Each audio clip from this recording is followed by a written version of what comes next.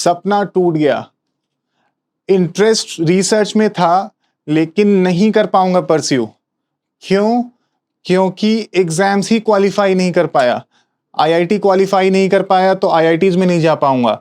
Nest qualify नहीं कर पाया तो नाइजर में एडमिशन नहीं मिल पाएगा। आइजर एप्टीट्यूड टेस्ट क्वालिफाई नहीं कर पाया तो आईएससी बैंगलोर गया, साथ में सारे आइजर्स भी गए। अब क्या करूं भाई? कोई तरीका है? रिसर्च कर ही नहीं पाऊंगा कभी। चिंता मत करो, मैं यहाँ पे हूं।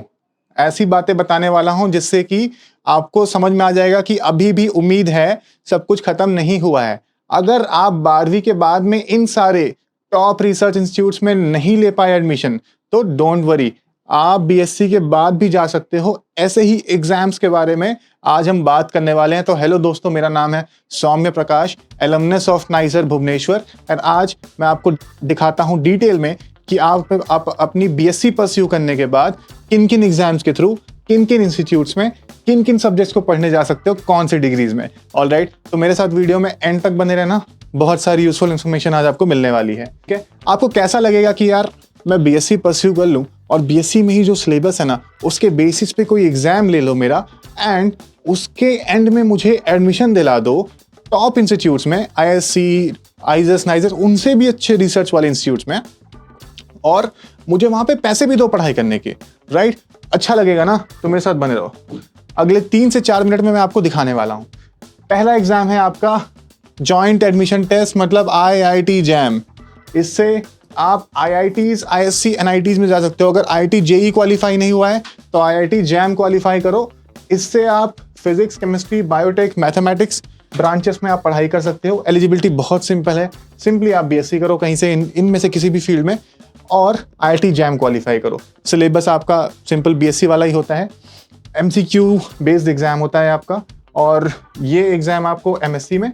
और एक और मजे की बात, आप ना बहुत सारे इंस्टीट्यूट्स में इंटीग्रेटेड पीएचडी में भी एडमिशन पा सकते हो। मतलब आपकी एमएससी तो होगी, साथ ही साथ उसी इंस्टीट्यूट में आप पीएचडी भी कंटिन्यू कर सकते हो। ये आपका 6 साल का कोर्स होगा। और एक और इंटरेस्टिंग बात बताऊं, इंटीग्रेटेड पीएचडी कोर्सेस में ना आपको शुरुआत से ही स्टाइपेंड भी मिलता है। मतलब आपको भर भर के पैसे भी मिलने वाले हैं यहाँ पे, डिपेंडिंग ऑन 12,000, 22,000। नाइजर में आई थिंक 21 से 25,000 मिलते हैं पर मंथ स्टार्टिंग से ही। दूसरा एग्जाम है GATE, graduate aptitude test in English.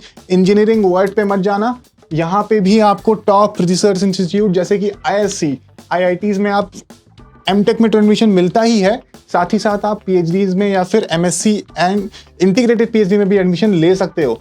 इसकी भी एलिजिबिलिटी सिंपल है, बैचलर्स डिग्री। आप बीटेक भी कर सकते हो, आप बीएससी के बाद भी दे सकते हो, आप एमएससी के बाद भी गेट दे सकते हो। एग्जाम फेब में होता है, डेडलाइन अराउंड सितंबर एंड में रहती है।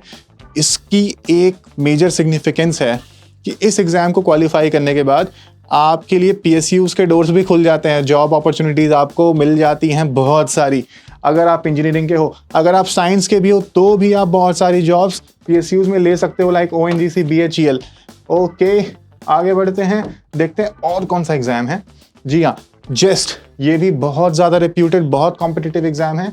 ये होता है फिजिक्स, थ्योरेटिकल कंप्यूटर साइंस और न्यूरो साइंस में। तो अगर इनमें से किसी भी सब्जेक्ट में आप हो तो डेफिनेटली ये एग्जाम दो। ये भी फरवरी में होता है और इससे आपको डायरेक्ट पीएचडी प्रोग्राम्स और इंटीग्रेटेड एमएससी प्रोग्राम्स में एडमिशन मिल जाता है। बहुत top colleges like IISERs, NISER, okay, TIFR में भी आपको कंसीडर किया जाता है जस्ट के through, and institutes like एचआरआई।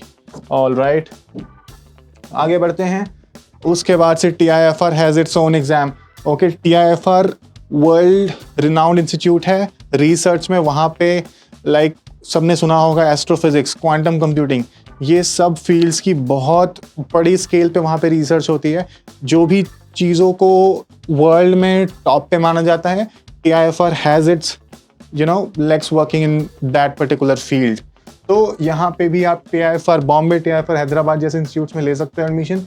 Similarly physics, chemistry, biology, computer science, maths exam यहाँ पे थोड़ा जल्दी होता है दिसंबर में। End of course since TIFR is world class, तो आपकी रेपुटेशन भी यहाँ पे बहुत ज़्यादा बढ़ जाएगी अगर आप यहाँ पे एज अ पीएचडी स्टूडेंट या फिर as a MSc PhD student join करते हो।